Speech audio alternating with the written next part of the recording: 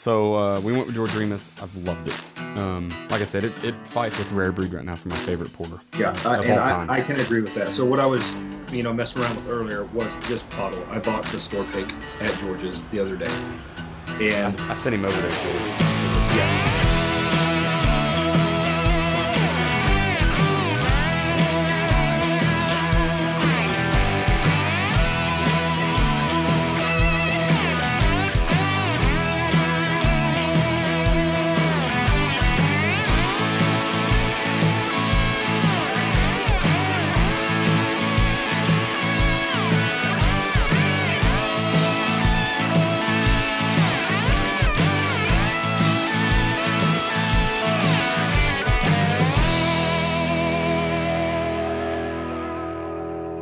Welcome back to the Ultimate Hobbyist. We are dusting off the mics tonight. We haven't done this in quite some time. I think like May 10th or something was the last episode that it posted. So we just made a really short season 2. We're jumping into season 3, and we're going to open it up with talking about some bourbon. If you're watching on YouTube, you'll see the stuff behind me. You'll see Brian's on the screen. Brian, say hello. hello, glad to be here. Yeah, man, we brought Brian in. He's just going to be pretty much a permanent addition, so we can talk about all the cool stuff that we do as hobbies. Smoking meats. That's the biggest episode, by the way, so far. Has been our we called it Meat Sweats, which is probably what got a lot of the attention, right? Because that's what that series is called, and just barbecue or smoking for beginners. And so it's been pretty cool. That was the like 31 downloads. I know it's not a ton. Some people out there, real podcast, are laughing, but it's still pretty decent.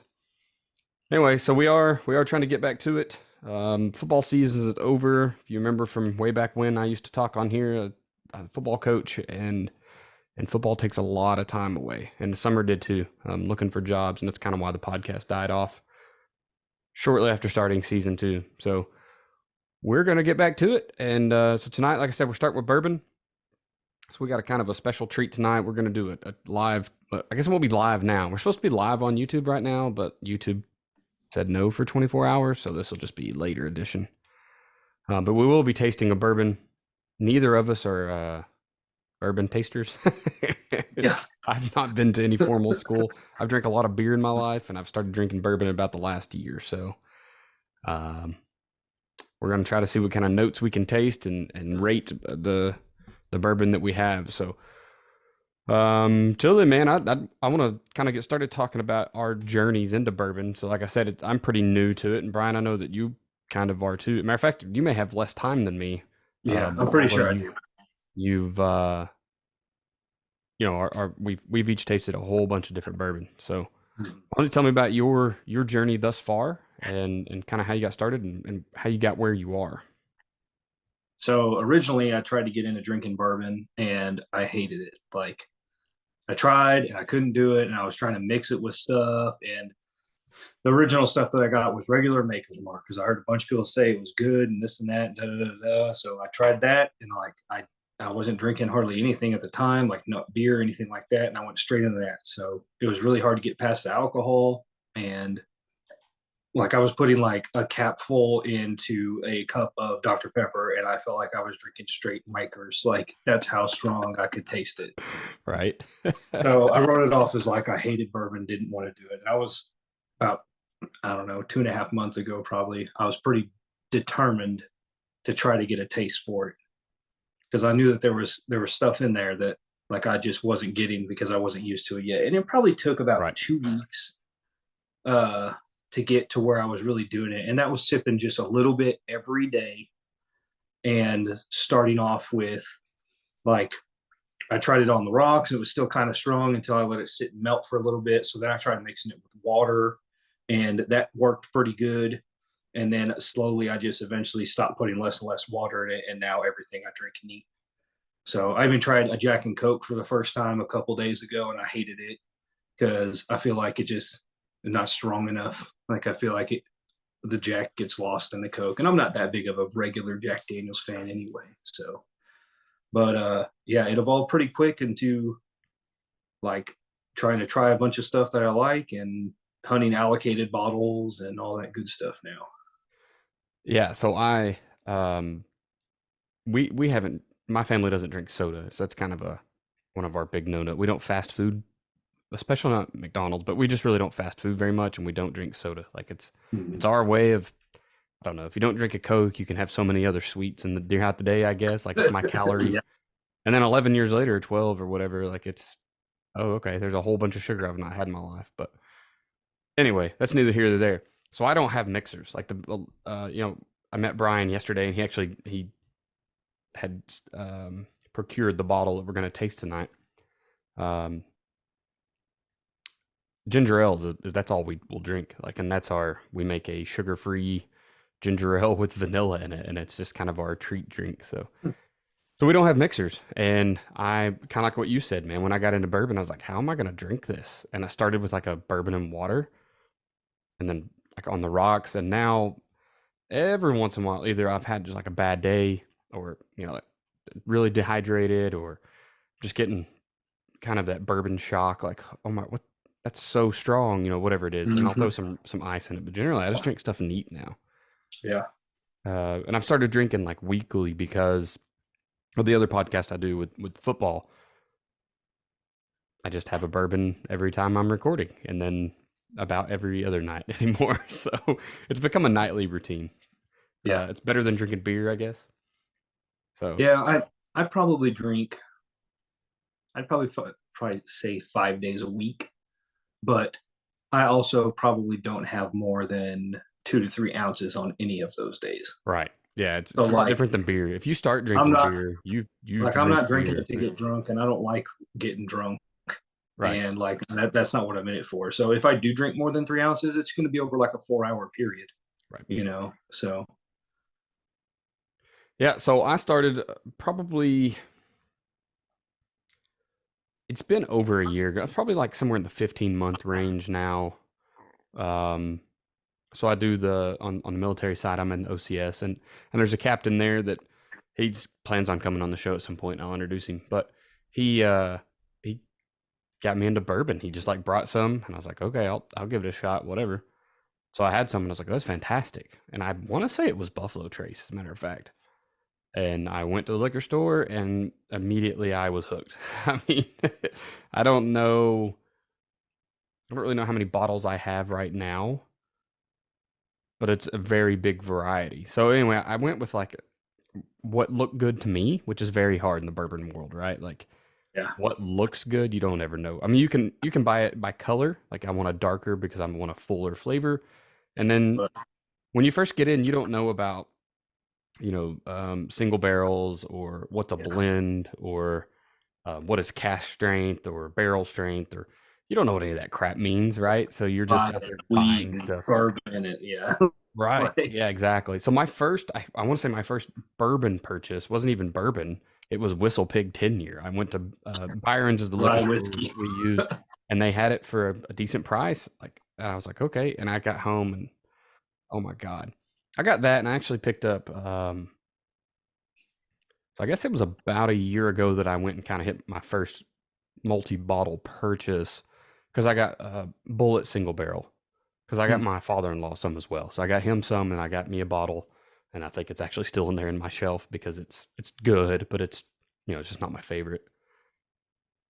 So that was kind of my starting point was Bullet single barrel and then the Whistle Pig, and so I after finishing the rye, after I figured out what rye was, and then I turned to the Bullet, and then I just started adding to my collection with whatever was out there. Excuse me, Buffalo Trace was very, very fast. Obviously, I listen to like Joe Rogan podcast, and he talks about it on there all the time. So I was like, okay, I gotta have this. So it worked out okay.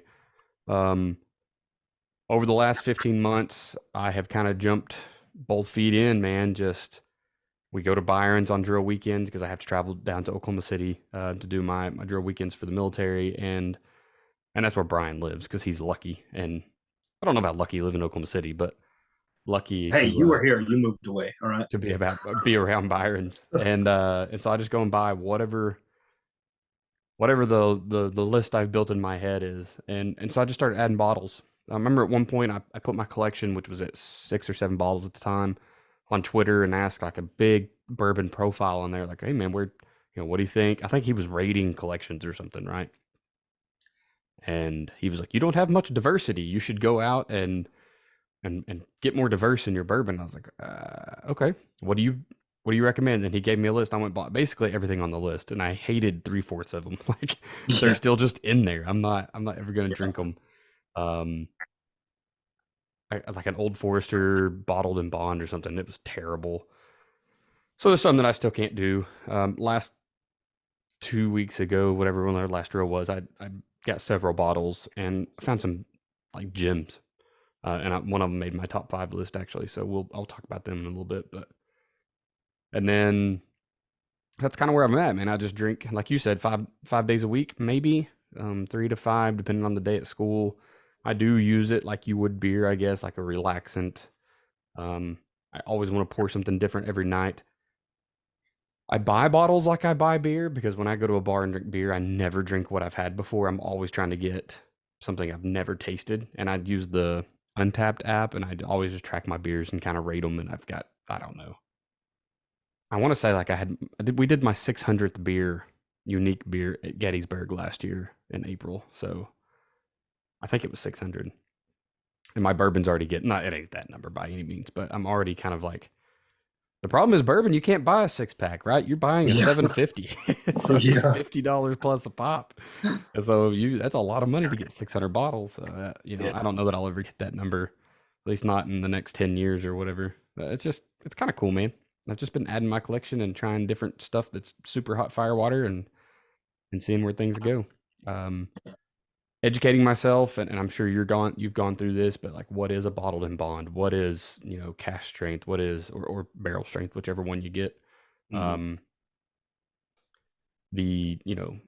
I didn't realize I didn't like blends until, but there's some still, I guess.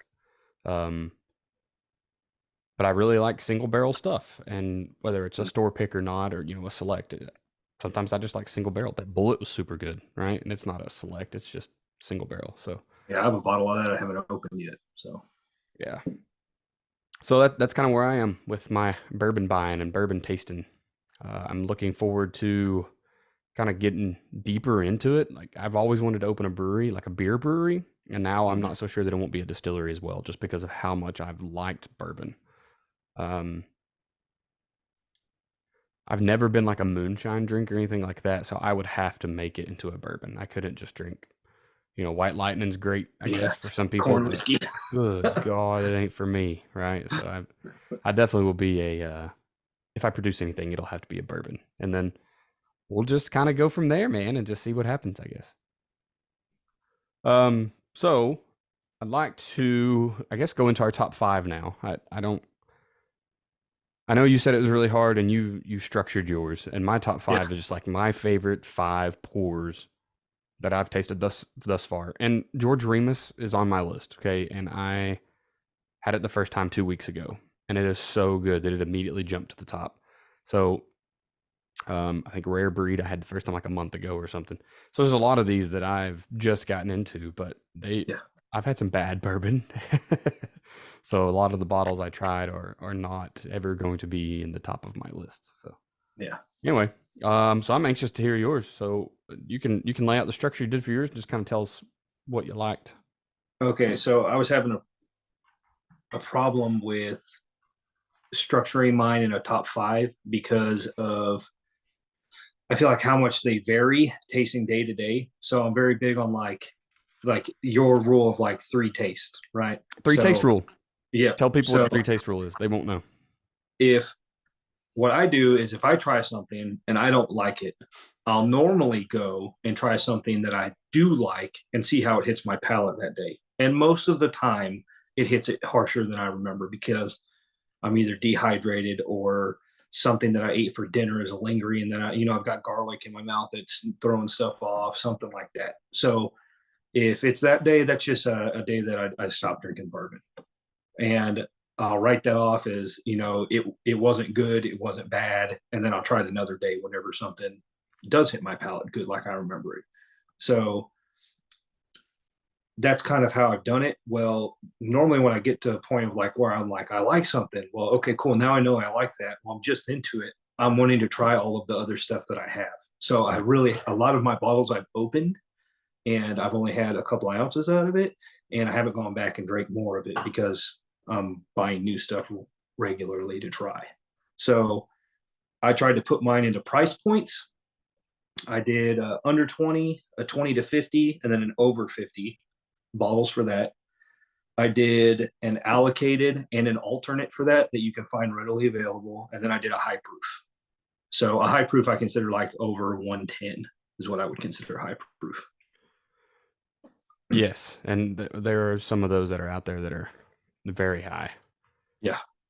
So Like I'm anxious to see what George makes T. your list. Stagg from the Buffalo Trace Antique Collection this year is 140. That's pretty good. I think my Yeah. highest is 118 or something. I think rare, what's rare breed? 116? 116 and a 116.8. half. Yeah. Yeah, that's what mine is. Yeah, so that George C. Stagg from the BTAC collection was the highest that I've personally seen. So, but anyway, I guess we'll just get into that top five. For my under 20, I picked an Evan Williams Bottled and Bond. And this is actually significantly under 20. This is like a $13 bottle.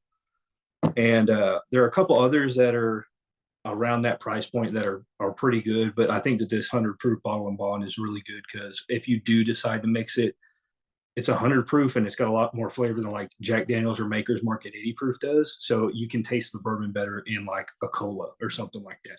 And that's kind of one of the things because it's still cheap enough to mix. You're not going to care who drinks it. Right. And it's got way more flavor and stuff being a 100 proof Bottle and Bond and only $13 or $14. Something else that was kind of close to that kind of got left behind was one of the first ones that I liked was Old Forester. And I like their 100, but last time I checked, it was actually like $21 for a bottle. So I was like, okay, well, I'm not going to count that one in there. 20 to 50, I was kind of at a draw, and this is one that I just tried this week, which is Maker's 46. And if you like Maker's, spend the extra $10 or $8 and get this and try it because I would almost bet money you'll like this more. It is worth every penny more to get this. Something else that I really like, but sometimes it might be hard to find is the Weller Special Reserve. It's everywhere in Oklahoma right now, but I didn't see it for probably the first 6 weeks that I was looking for stuff. So I don't know if it's all over the shelves right now because we got a big shipment in and it might be gone next week. I'm not sure. So that's why I wanted to include the Maker's Mark because I've seen it everywhere. The over 50 is this new Widow Jane that I got. This is the Decadence. They actually finish this bourbon in Crown maple barrels. It's a company in New York that makes high quality maple syrup. And it has like the longest finish of any of the bourbons that I've tasted yet, like the most complex. Like it's really sweet. And then once you swallow it, I feel like for 3 to 5 minutes after that drink, it just keeps going and changing and changing. So it's real sweet at first. And like you get real rich caramel and like brown sugar. And then it transitions from that to maple, like maple syrup. And then at the end, I said it changed like 4 times. And at the end, after probably about 5 minutes, I start to get like a bitter, like Granny Smith apple feeling on my tongue. And it coats my mouth. So I think that was probably the most complex whiskey that I've had, or bourbon. And that was my favorite. While you're there, so I'm not a big, so I've in my many beers, I've dealt with like maple beers, smoke beers, and I can't really do those super outlying flavors when they're added to a general like thing I already enjoy. So is the maple flavor in that super strong? No. So maple was like the third or fourth thing that I tasted, and it was an aftertaste. It was after it was gone. So just that thick, like mouthfeel is like, real well, exactly, right? Like it's real thick mouthfeel. Okay. Yeah, it stays in your mouth kind of thing, and it just kind of lingered, and it was really good. And if I didn't drink this on a fresh palate, I lost some of that finish too. So I tried it the other day after I had already been drinking, and it didn't really step out that much on the finish as it did. But if I drink it first, it really runs. Right. And like I like to say, it takes me on an adventure. And then my high proof actually is the same thing that somebody said on a YouTube review, and it's the Wild Turkey Rare Breed. And the thing that I love about this is exactly what that guy said. It takes you on an adventure. Like from the second it hits your mouth is completely different from when you swallow, and then completely different from the finish. Like it just keeps. It's like you're on a path, and the scenery just changes the whole time you're drinking it. Like, Right. and that's what I loved about it, because it wasn't necessarily like super smooth or like well balanced or anything like that. But that's what I loved about it, because Right. it just took me places. And then my last one for the top five, and also these are in no particular order. If I had to pick up my top favorite right now, I guess I'd probably say the Widow Jane, but that's today. Last week it wasn't that because I hadn't had it, and 2 weeks from now it probably won't be it either. My favorite allocated that I've tried, I have probably, I guess, 6 bottles now.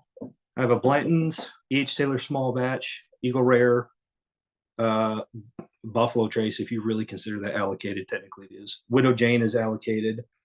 And then I've got some Maker's Mark BRT that are allocated, which is their yearly release thing. Last year was FAE, I think, something like that. But Eagle Rare has been my favorite out of those. I like it more than Blanton's, significantly more than E.H. Taylor.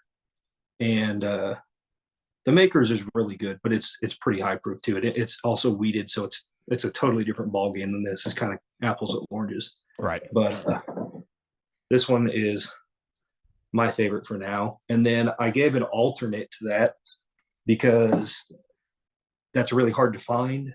And if you don't go to like a drop or see a Facebook post from the liquor store like I did to get our store pick, you're probably not going to see it on the shelf. But this Russell's Reserve 10-year is pretty available, and it is pretty comparable. It's a little more oaky on the finish, but it is very good. And that bottle there is only $30. And Eagle Rare, for our store picks, they were 35 plus tax, so $40. And then secondary, they go from $60 to $80 if you want to purchase it secondary. Gotcha. So Brian's really into the secondary market. I have not hit it yet. And where I live up here, that may be a really big deal. I don't know, because I'm up around the Grand Lake area. There's a lot of old people up here that are retired. I'm sure they're just buying bourbon, but there's not a good liquor store up here to go get allocated things. I'm sure there is. I just haven't found it. But we don't have a lot of numbers, right? It's pretty low population up here, so I don't know who would put one in and do big numbers. So it would be like 1 or 2 bottles of something, and I would be third in line. So it'd be hard to get it ever. All right, so I'm gonna put you on the spot because we didn't talk about this before the show. We talked about our top fives. What's your first 2 bottles out? Like, they could have made any of these lists, or just your first 2 that didn't make the list. What would you go with? Right now, so Old Elk, I got this probably 10 days ago, and I've already drank that much out of this bottle, and I haven't drank in the last 2 days. So this one definitely is. This got beat out by Widow Jane by a pretty small margin, and this would be the over 50 category. I think it was like $55. But this Old Elk weeded is fantastic, and the only caveat I have to that is that Maker's 46 is also very, very good and very close to this, and it's $20 less a bottle. So that's kind of why I decided to put the Maker's 46 in here instead of this, because they're both weeded. They're both about the same. 92, I think this is 90. No, it's actually 94. And they're very similar. They're smooth, the same weediness to them. But this is the bottle that I've been going to pretty much all the time. My other bottle was my Old Forester 86, which was really my favorite whenever I bought everything new. And I feel like it's definitely fallen behind now that I've got a bunch more stuff. But originally I went and I bought like 4 or 5 different bottles. I bought a couple pints to try. If you can find pints, I like doing that better because it's enough to try it multiple times. Right. And you might be paying $10 or $12 instead of $20, $25 to try the bourbon. But I got Jameson, and I loathe Jameson. I think it's terrible. That's an Irish whiskey though, so it's not bourbon. Right. But I feel like when you said that yesterday, we were talking, I was like, yeah. So this was I went and I built a list off of a bunch of YouTube videos that said like beginner whiskey drinkers or beginner bourbons or something like that. So, Right. and I made a list of all the stuff that I saw like in videos over and over again. So if one video had it and this one didn't, I kind of just wrote it off. But if I saw the same bottle like in 3 or 4 videos, I was like, okay, I'm gonna put that on my list. Yeah, man. We learn a lot of stuff from YouTube anyway, so might as well learn bourbon too, right? YouTube is my jam. I love watching YouTube bourbon videos. But so I got Jameson because everybody said to try it because it's like, a cheap Irish whiskey, kind of get your foot in the door. Didn't like it. I think it was super harsh on my palate, and I don't think it had any flavor there to show for it. So I just was like, nah, not good. Another one that I didn't like, which I just don't think I'm going to like malts. I think that's going to be that weird skunky malt flavor that I don't like is Monkey Shoulder. It was pretty good until the finish, and I got like that weird malty flavor, and I just don't like it. So I kind of wrote that one off. Those ones are like in the so bottom. Just a high malt flavor, right? Yeah. Mm-hmm. That one's a blended Scotch, I think, is what it is. It's a blended malt whiskey, whatever. I don't know if it's considered a Scotch or not. So I wrote those two off. Gotcha. But other than those two, I don't really hate anything else that I've had. So except Whistle Pig. Oh yeah, no, yeah, that's right. I take that back. Whistle Pig is at the top. He told me the other day that he hated. I don't have that. I was like, anymore, so man, I had that Whistle Pig 10-year, and it was. I mean, it took me a little while. I don't think that I'm going to be a rye whiskey guy. Now, rye bourbon is totally different because apparently 1792 small batch is a high rye bourbon, which there's rumors about it because it's a super secretive mash bill apparently, and it's not actually published anywhere. Right. And there's rumors of it being a high rye mash bill, and I absolutely love that bottle. I think that bottle is fantastic for $25. But I took it over to a party along with a bottle of Old Forester 100, and I left without them, and I haven't seen them. So I drank what I drank there, and they're gone, which obviously was very popular because after everybody made old fashions and stuff, the bottle was probably 3/4 of the way gone, and there was a pretty good selection of stuff there. So, well, awesome. What are you drinking in your cup right now? That is Widow Jane Decadence. That was the one I wanted to start with it because, like I said, whenever it's a fresh palate, I feel like the adventure it takes you on is a little longer. It's a little longer path. That's awesome. All right, so I'm going to do my top 5. Here, I'm going to tell you, I'm not as, I guess, new bourbon drinker friendly as you because I don't have the values. I have Evan Williams bottled in bond. I don't like it. I can't remember. What was your $20 to $50 bottle? I had Maker's 46 and Maker's Weller's 46. Special Reserve. Oh man, Maker's 46 is legit. Yeah, so it is super good. Yep, I've had that and I enjoyed it. But anyway, so I just didn't do a dollar amount because I have kind of hit the ground running and just trying to get as much allocated stuff. I generally find the bourbons I enjoy are that $50 to $70 range. I've had some $20, $30 bottles, and I just don't enjoy them. So I don't know what it is. We'll see. It's same kind of like so I picked up a bottle of Jack Daniel's Single Barrel Select. What was that? You got the barrel proof, right? Barrel proof, yes. Right. So I have a Single Barrel Select, and it's not the barrel proof. It's the 92 or something like that. Right. And I had it, and I enjoy drinking. It's okay, but it still has that Jack Daniel's taste, and I don't like base level Jack. I don't even really like Gentleman Jack. Like my wife and I we put a bottle of that down one night, and I'm not even a super big fan of it. I bought a 5th of that to try, and I was pretty disappointed in how little difference it seemed than regular Jack Daniels. Yeah. So anyway, so my top 5. My top 5 are going to be in no particular order either. I'm not going to do a countdown. I'm literally going to turn right here and grab one of these bottles, and we're going to go from there because putting them in order, I mean, I think I could probably pick my favorite to drink daily and then my favorite bottle I found. I could do a bunch. So anyway, so I'm just going to grab one, and here we go. So as it turns out, the one that I could drink daily is the Woodford Reserve Double Oaked. So I've had the regular, and I did not enjoy it quite as much. The Double Oaked is my jam, though. I could drink that. I have 1 or 2 bottles in reserve because this is my go-to. this is going to come out, and my father-in-law is going to. There you go. He's never I probably going to listen to totally this agree. podcast I have ever. the So that's what I regular. got him for Christmas. Is Yeah. because last year I bought him that same bullet single barrel that I have, and it's taken him 1 year to drink it. So it just the other day, because he drinks it when he has like colds and stuff. He's not a I bourbon think drinker. that the regular Woodford doesn't hold a candle to the double oaked. No, I think double it oak is it's like super worth smooth. every dollar extra. Um, little darker as you can tell than some Mhm. others. You know, just got that nice bold flavor. I don't even know what proof it is. I've never cared. 90.4. So it's not even like a super high proof. And it comes with a lot of flavor for 90. I super enjoy it. If I've had like if I in my starter, because I usually drink about 3, I don't know, 2 ounce pours on a average night. Sometimes I'll drink less, but usually about 3 pours of 1 to 2 ounces.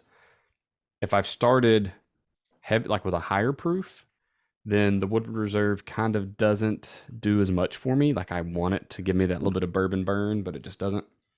Um, anyway, all time like can drink it every day favorite, great flavor. That's on my list. So Woodford Reserve double oaked.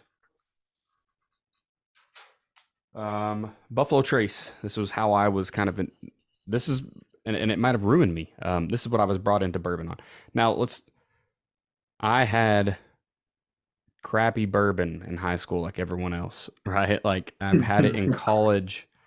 But same with scotches. Like I've had some scotches on my way through my years of life and hated all of it. Like you said earlier, like I just couldn't. I remember getting Maker's Mark when we came back from that last deployment. I went with my wife to a restaurant in Tulsa, and I ordered Maker's Mark, and I ordered it neat, and I left it on the table. Like I just couldn't drink it. I wanted to be a bourbon drinker, and I just couldn't be. So anyway, Buffalo Trace is what got me in this time around. It's a great intro whiskey, and it's a great all the time whiskey. Like or a bourbon. I love it. Yeah. I love making old fashions with Buffalo Trace. There you go. I'll have to have you make me one because I'm not we don't make, like I said, I just drink everything neat. So Buffalo Trace, they're pretty definitely sweet top if 5. you're used to neat, but they're good. So this is Four Roses Small Batch Select. Has really stole the show. I have 3 total bottles of Four Roses, and I'm not big on any of them except this one. In fact, I bought the single barrel. It might have even been a store, but I think it was a Select just the other day. Remember, I sent you a picture of it when I was at Byron's, and I can't remember if it was a. Yeah, I think that's the regular single barrel. Yeah, and it was not. It doesn't hold, like you said, hold a candle to it. It doesn't touch this at all. Yeah. So and it was more I found expensive. out something the other day that I didn't realize. The regular Four Roses single barrel and the single barrel picks, like the store picks, are two totally different things because this regular single barrel is only 90 proof or so, and the store pick that I have is like 113 proof. Yeah. So it's like I think that one's the over same 100, bottle, but and I mean it's like apples to oranges kind of thing. So I actually have one of each. I bought a non-store pick a while ago, and then they had some store picks out at Byron's on their allocation day, and I grabbed one of those as well. And I haven't tried either of them yet. So gotcha. Nope. So the small batch select super good. It was my daily drinker until I bumped into the double oak, and I've really enjoyed it. So it stayed my top 5, if you will. The next 2 probably fight for best bourbon ever had at this point. Yep. I think either one of them could be, depending on the day, be my number 1 overall bourbon ever. So first is, and you it was on your list as well. So the Wild Turkey Rare Breed. I can't remember when I got this, 2 weeks ago or 3, 4, I don't know. And you can see how much is gone. Like I really like this bottle. Great pour. I can't remember. I think it's what I had earlier tonight, like about 3 or 4 hours ago. I had a little primer, getting ready for the podcast.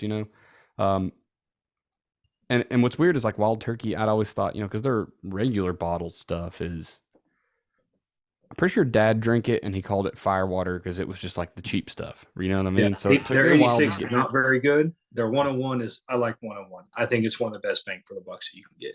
Yeah, But some people, people have tried to turn me on to the 101, and I just haven't picked it up yet. But I saw the rare breed. I knew it was. I had seen it on some people's like favorites list and stuff.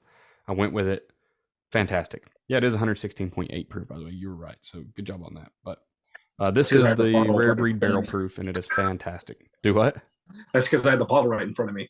Oh yeah, I'm looking touche. at it. It's on the other side of the camera.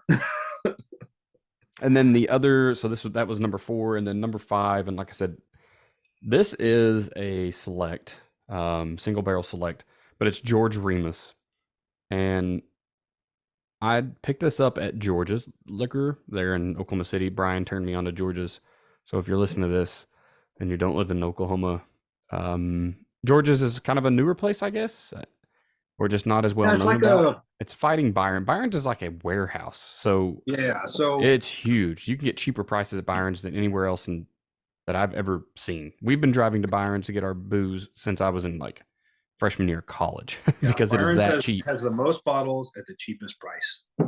And but so what you don't get and what you want at Byron's, you get at George's, in my opinion. So like you don't ever see the same employee twice at Byron's because there's Right. 1,000 of them in there every day. Well, it's always the same 5 or 6 people in George's every time, and every one of them greets you with a smile every day, and that's what I like So about it. Probably been in the store probably 6 times or so now. we'll just go ahead and do a sales pitch here for George's because Yeah. um, we went in, me and the captain I was talking about earlier.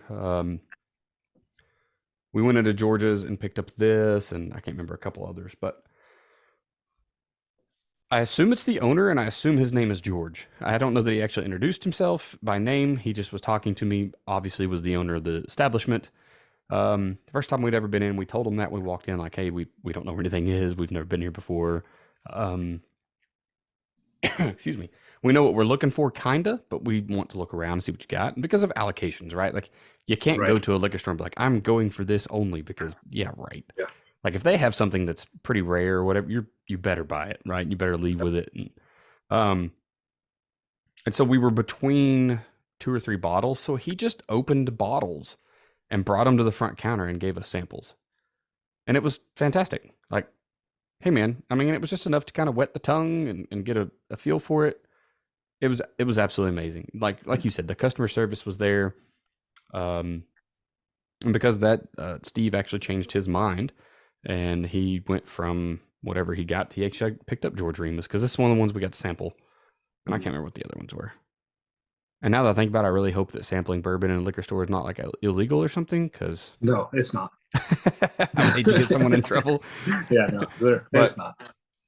Because they're not selling it. right, Like, so, right. They're not nope. selling the pours to you. They're selling the bottles. You know what I mean? Yes, So, yep. Well, anyway, so we went with George Remus. I've loved it.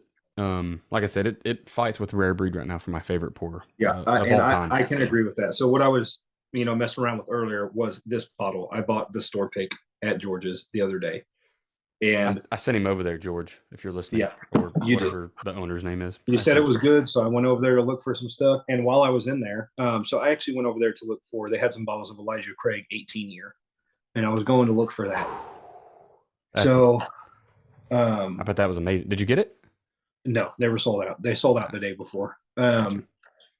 But anyway, I remember you talking about that. So when I struck out with that, I was looking at the George Remus, and the guy happened to walk back by me, and he was like, I was standing there talking to some other guy who also came in for that Elijah Craig, and he was like, "We didn't have that." He was like, "Are either of you guys looking for these?" And he holds up 2 bottles of Henry McKenna 10 year, and that is also allocated. So I haven't had that yet, so I grabbed one of those. So I still got an allocated bottle, and this George Remus is fantastic. I do agree with you. It is very, very good. It's 114 proof, and it does not drink like that. No, No. no. I wouldn't say that. If I'd tasted that on blind, I wouldn't guess that was 100 proof, to be honest with you. Right. And it Nope. has all of the flavor of that proof, though. So it's very good. That's actually what's in my cup now. I just had to pour a little more because Yeah. well, I finished it while you were talking earlier. But I actually have a first 3 out, and it's because Say that. there's there's like 8 of them that could have been on the list, right? So, Blanton's.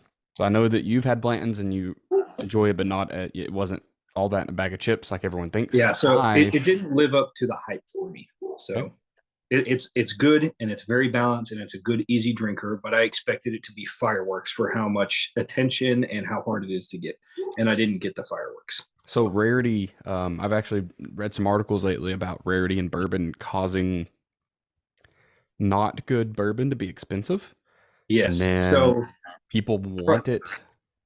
something that people need to know is that price does not reflect quality in bourbon. It reflects rarity.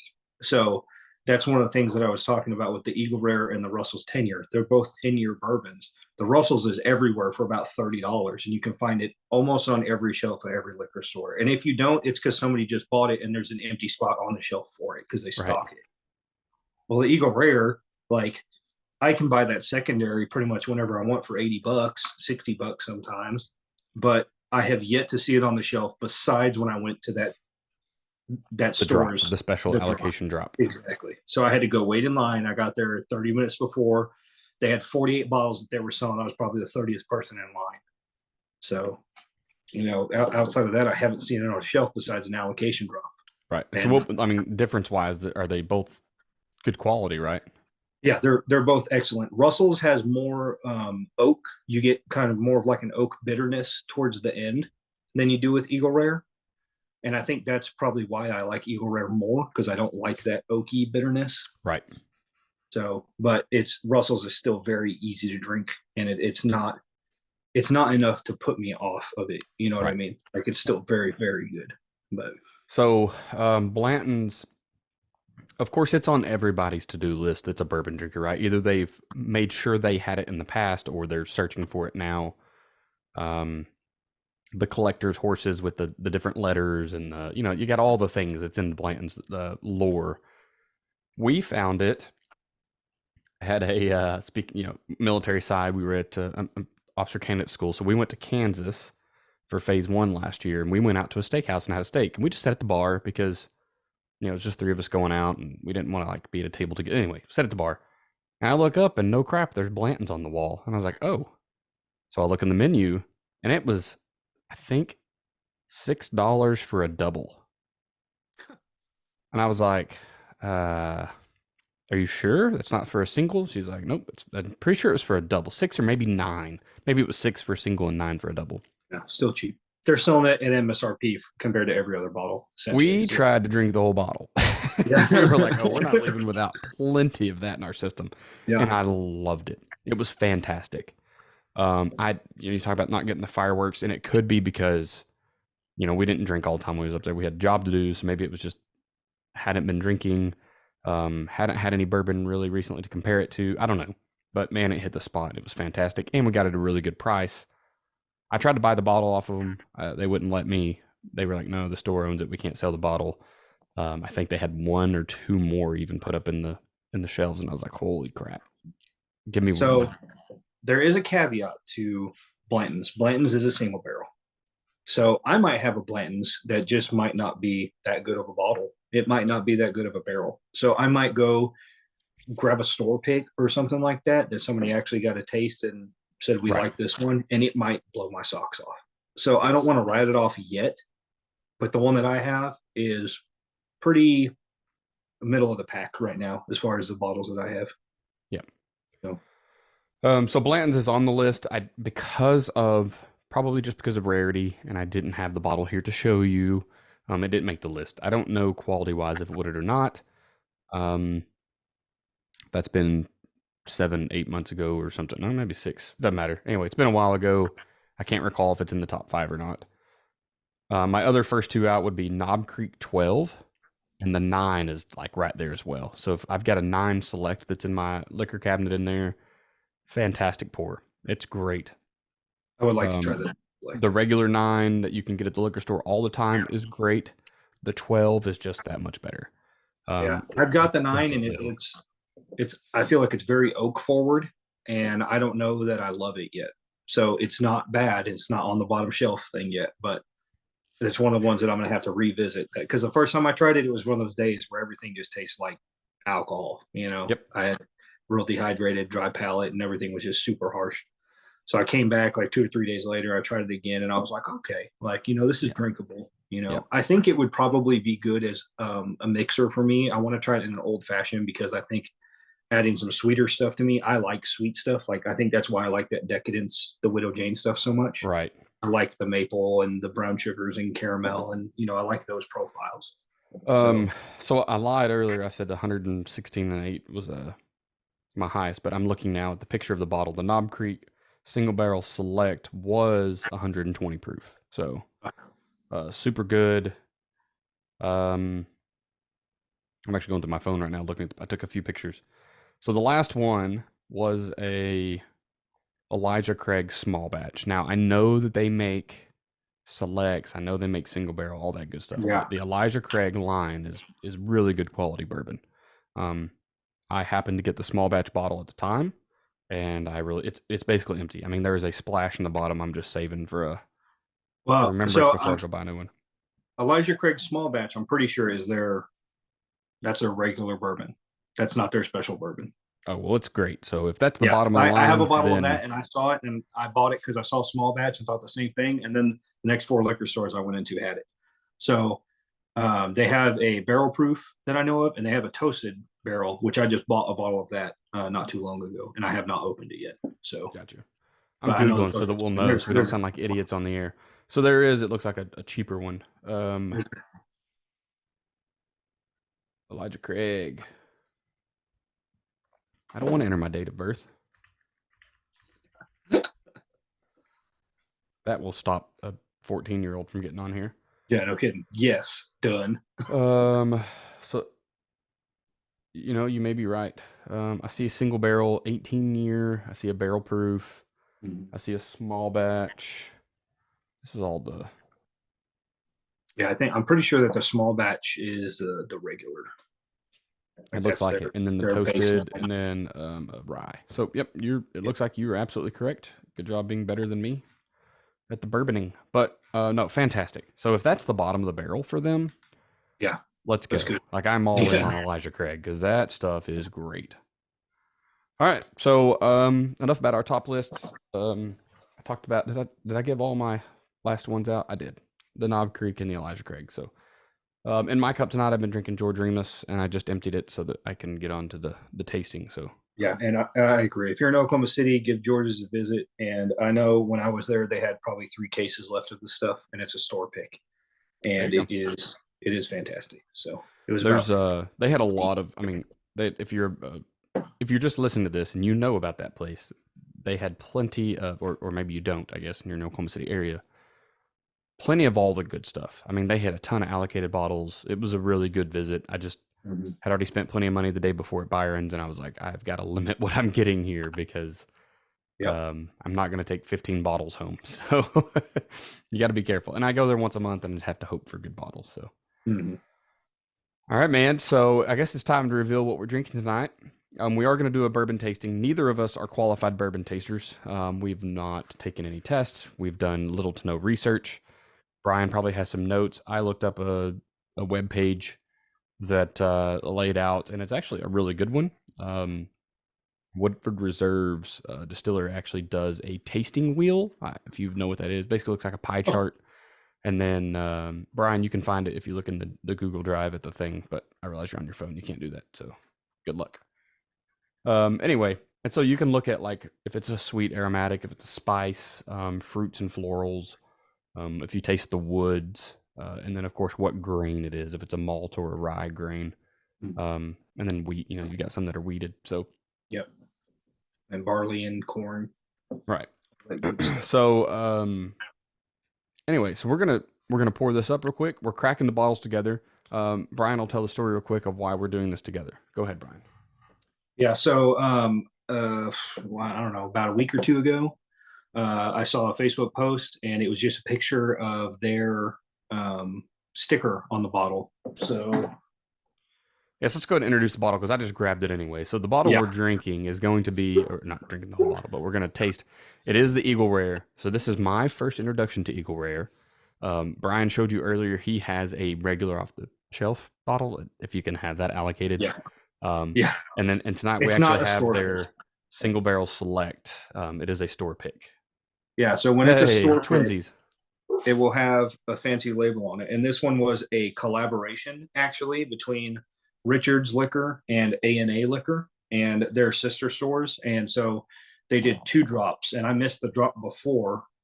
So it was on like a Tuesday, a Wednesday, and then on a Thursday is when this dropped. And they posted the day before that they would be getting it on the truck the next day, and that they would make a post about when it would drop. So we didn't know what time it was going to be, and I saw like 3:30 that they were going to do the drop at 6.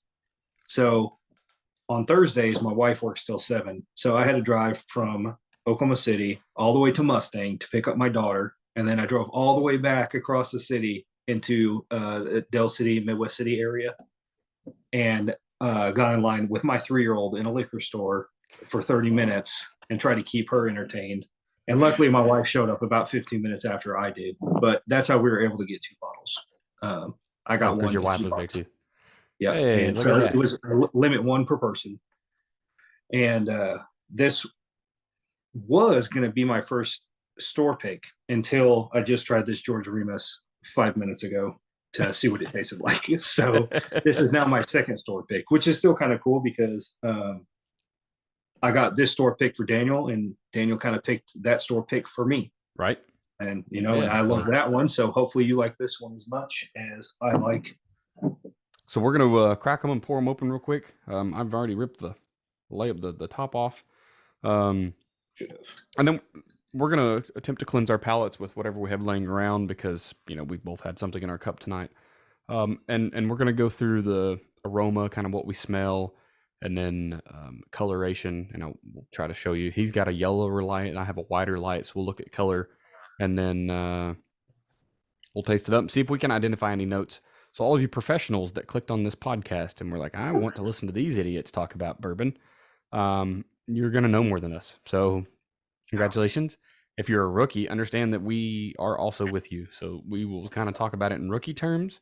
I'll probably think a little bit about beer terms, and then we'll just kind of go from there. So don't judge us on our inability to do tasting notes here. But yeah, I only have like 3 notes that I know. Okay, it's like caramel and oak. All right, so give me a break. And that's all bourbons, right? Like, yep, smells like bourbon, tastes like bourbon. I'm gonna have a rather large pour because this is my pour. So let me tell you a funny story about my pour before we do this. We'll let this age or air out, or what do they talk about wine? Let that get some air.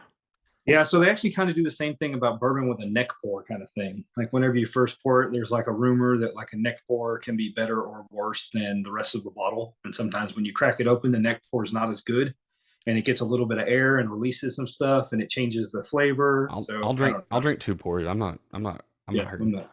So my father comes over, and my dad is not a expensive alcohol drinker, right? Like he's good with the, like I said earlier, he's like the firewater kind of guy. Like rock gut's cool with him, whatever. So when I started drinking bourbon, I was like, "Hey, Dad, come over." And so he comes to the house, and he lives 5 hours away, so it's not like he just came over for bourbon, but he was here. And so I started making pours. And I used to have 2 of these glasses. I broke one day, so now I just have this one. And by the way, get one if you don't have one. Love these, except a tiny pour is a lot of booze.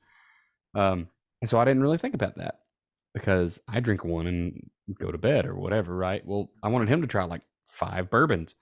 So I gave him 5 pours that looked about like this. I got my father very intoxicated on bourbon. And I'm sure by the second one, he was probably like, I can't tell you if that's good or not. It's better than the crap I drink, right? Like, but anyway. So this fancy glass is called a Glencairn.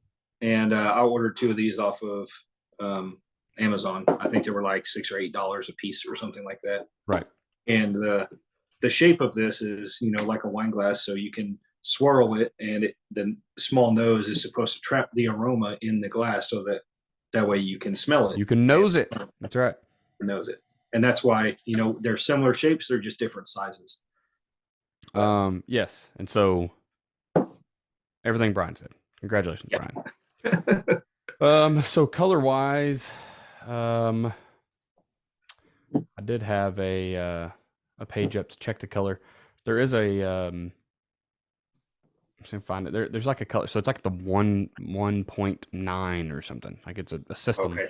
So I want everybody to see this because I always thought Eagle Rare was super dark. They put a black backer on the bottle, and if you turn it, it's actually way less dark than what it actually Yes, appears to be yes. from the front on when it's on the thing. And if you don't pay attention, like it's a pretty big difference. But Let me see I've that I've coloration heard thing. things about like you shouldn't use color to make a decision on whether you think you're going to like it or what the flavors are going to be because a lot of people put coloring in bourbon. Ooh, that sucks. So I don't know if that's true or not. It was on a YouTube video, and I don't know if that's a reliable source or not, but I've heard that a lot of manufacturers add color to make their bourbon look like what they want it to. Gotcha. Well, that stinks, man. Because so we were coffee fanatics, and I found this whiskey magazine put out a color chart, so we'll compare off of it. But um, with coffee, like there's color of roast, right? How long you roast it, or and so a lighter roast, you won't taste as coffee-ish or as bitter, but it has Right. way more caffeine because the longer you roast coffee, the more caffeine you lose. So if you go into everyone's been to Starbucks, it's not my favorite, but we'll talk about it anyway. Get their veranda blend, Oh, the especially blondie. on tap, the blondie, right? Yes. You can have one cup of that and be wired for the whole day because the Yeah. caffeine content. To where if you get any of their dark roast, you're just not going to get that caffeine buzz or whatever you want to talk about, right? See, I didn't know that. So That makes a if lot you're of very sense. sleepy, don't get like I want that full flavored coffee. No, you don't. You want the blondie veranda blend, and you will be awake for the next week. Beer's the same way, right? Like you have, it's still grained. You're still, your barley is malted and roasted, and that's how much it's roasted, just like coffee.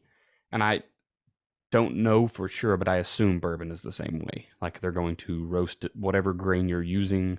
Um, if it has a malt in it or a rye or something, I'm sure it's roasted to a color.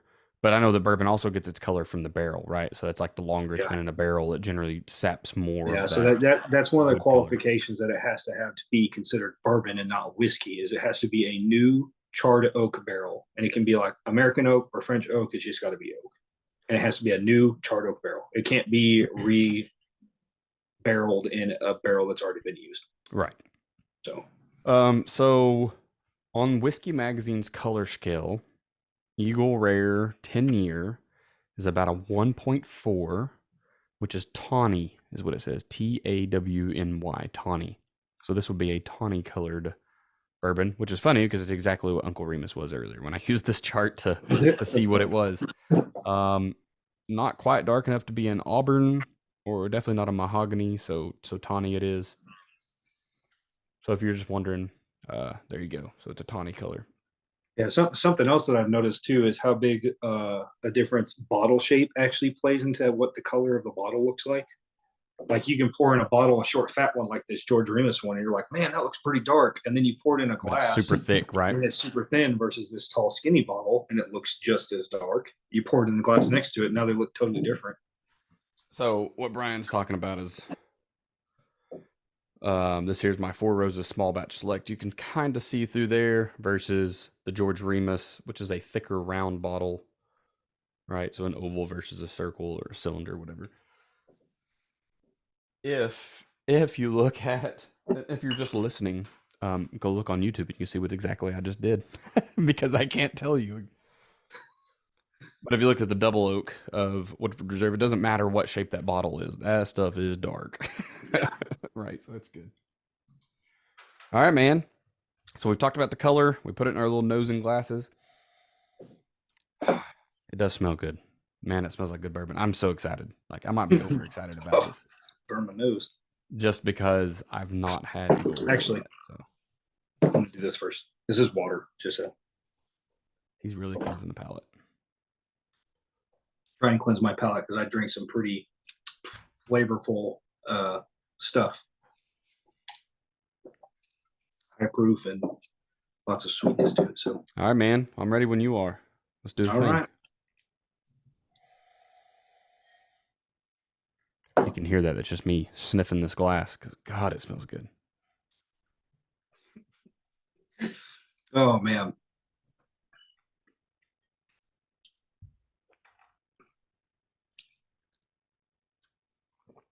So that's fantastic. So one caveat I do have to say is coming from a George Remus 114 proof down to this, what is this, 90, I think? Yeah, it's 90 proof.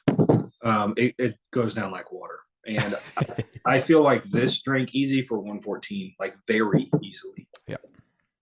And this is extremely smooth. Like, I hate using that term because it's like, what does smooth mean? You know what I mean? It's not harsh on your palate. Like, you know, you At don't all. feel the alcohol is what I mean. It doesn't hit It the doesn't back burn of the my throat. It doesn't burn Yeah. my nose. That's what I mean.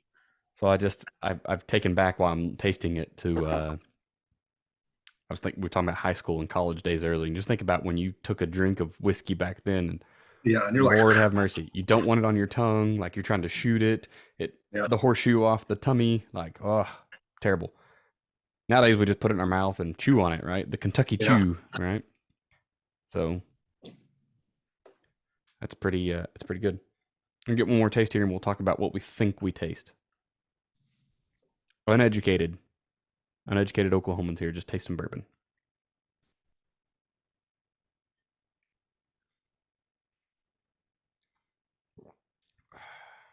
All right, Brian, you're first. Let's hear it. So on the nose, after smelling some other stuff that I've drank today, I actually get a lot of like apple, like not so much like a Granny Smith bitter apple, but more Right. of like, you know, something like a Honey Crisp or something, or, you know, a red apple. And then as far as the taste go, I don't know. Like it's kind of sweet, but I don't really have anything that's like jumping out at me as far as like the flavor profile goes. And it may have been a mistake drinking, you know, some other very Potent. uh, yeah, you know, like I was talking about the finish of the Widow Jane Decadence and how crazy and stuff it is. It may have been a mistake to drink that first and then try to come back and taste stuff to this, because now Right. that tastes all that strongness, it's kind of hard to pick up the faint stuff that you would normally get out of this. But it's So definitely sweet. And I would say like a caramel brown sugar. I don't think it's like as dark and as thick as like a molasses or something like that would no, be. not at all. What do you like? Honey and orange peel from the first, like as I smelled it, I I took can in that taste some aroma. citrus. I can Yeah, give that you that. And that that might orange be peel and honey, Mhm. and we're big. We drink sleepy time tea about every night, so we're hot tea drinkers, right? Yeah. So And the so we orange mix with peel honey. that's thinking of like when I twist the peel for an old fashioned, like that's Yep. the aroma that I get, but it's on the tip of my tongue. Yes.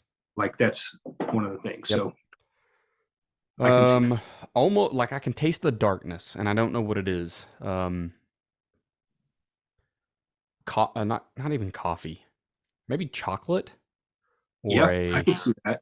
like I a don't really I don't really feel like it's in like an oak tannin. It's not like a bitter like wood taste or anything like that. Like I don't right. know. Yep. And this is one of the things. That's why I said I have like 3 or 4 flavors that I know what they are and I can taste them and I like, and then the rest is like I don't know. That's why I'm not a whiskey connoisseur. Right. So the honey definitely on the nose. That orange peel definitely on the nose. Not so much in the flavor as well as much. Um, I think I don't get them in the flavor quite as well. I just really taste that almost like a chocolatey, and not milk chocolate. I'm talking like Yeah, like a dark. 100% cocoa, Yeah, like cacao, like the freaking yeah. chocolate nut, right? Like the that's kind of what I get. So So on that drink that I just took, now that I said oak, I feel like it got it in my head. I feel like I taste oak on no, like I the definitely nose tasted and it, the but I back. wasn't gonna just call you out Yeah, on a I podcast. So definitely taste it nope, now. I think oak is definitely in there. Yeah, Yeah. So it's not like Knob Creek punch in the mouth oak. It's, you know, definitely more towards the finish or the back of the tongue yeah, to me. But that's really good, man. So Brian definitely just picked this up for me, and I mean, I gave him the doll hairs back because although I would have not charged him for a good bottle if I found one, I don't want to be that guy. But I don't know. It might have made its way into my top 5 list. It was in yours, right? mm-hmm. That Yeah, this Diamond is Strike. my out of all my allocated stuff. This is a number one right now, and I think the Maker's Mark BRT 01 is probably second, and after that, I feel like it falls off pretty far. I'm jumping into your house the next time I'm down there, which is at the end of January. So don't drink all them Yeah, no, BRTs, brother. come 'Cause on, I've got them. Well, I have 4 bottles, so there we well, go. I have 2 of each. I have a BRT 2 and BRT 1s. I have 2 of Uh, each. So. But if you want to buy them, if you like them, I'm in. Sell them to me right now on the air. Sell them to me. I'll PayPal you. All right. Well, legally I can't do that. I don't think. No, hell, who cares? I don't know. I don't know. We came. We did the thing. We YouTube's talked gonna have to some bourbon. monetize this video now because I'm trying to sell alcohol on YouTube or something. I have it marked as not for kids. Okay, so no kid can be up in here. That's fine.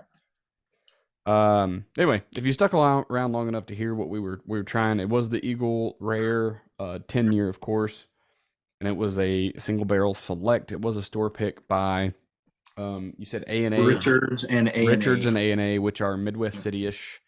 Yeah, they're sister stores out in Midwest City. So if you're in the Oklahoma area, go to Richards, go to A&A, pick out what you want from there. George's gets a huge applaud from us. We're super George's fans. I've been there once, and they just treated me like royalty, so it's great. And then, of course, everyone knows about Byron. So if you don't go there. It's terrible. Don't go buy my selection. I don't need anybody else going there. But no, Byron's is great. It is a warehouse of alcohol. So wine, liquor, beer. You just go there and buy beer. I didn't even go to the liquor section at all. How crazy is that? There's probably a bottle of Blanton's laying over there. Like, get me. I was like, no, I want this. I want this milk stout. That's not with the thousands of people that go through there a day. Yeah, sniffing that crap out. Anyway, you got any last comments, my man? No. Actually, I will say something. One of my favorite YouTube channels is Whiskey Tribe, and one of the things that they say is that the best way to drink whiskey is what you like and the way you like it. So don't shame people for drinking whiskey some way that you don't like it. If somebody likes it with water on the rocks, that's how they like it. If they want to put Coke in it, put Coke in it. And I will don't put Coke in it. I will judge you. I will say everyone needs to subscribe to the 3 taste rule or the 3 drink rule, and you can use it with food. It doesn't matter. When you're trying something new, give it 3 tastes. And O'Brien, you explained it 3 different days. That's not how I use it. I use it 3 times right now. So if I'm trying a beer I've never had, a bourbon I've never had, it takes 3 drinks. The first one, you get the punch in the mouth. The second one, a little bit of that still, that strong, but you kind of get the mellowing flavors after. And that third one, you really just get to taste whatever it is you're drinking. Helped me get into stouts and sours, which are my favorite 2 beers, and everything bourbon, because you on the 3rd drink tonight, Brian, you even said, "Oh, I just got this additional flavor." So once you've gotten over the shock and awe of like, what is this new thing on my tongue, you get into that 3rd drink, man. So 3 drink rule, pass it on. Go use to Untap as an app. Add me. I don't know what I am. I'll put it in the show notes because I have no idea. I'm gonna put it on here. Hang on. I'll tell you guys what my Untapped is. I always like Untapped friends. I drink a lot of beer on there. I would love to get with somebody out there in the knows how to do things world and make an Untapped for bourbon, because I think that would be super cool if you could track what you're drinking and share notes and talk to friends and tag people, because Untapped really is the I can't even find. Oh, I'm in it. Hey, my nose is a little sensitive today.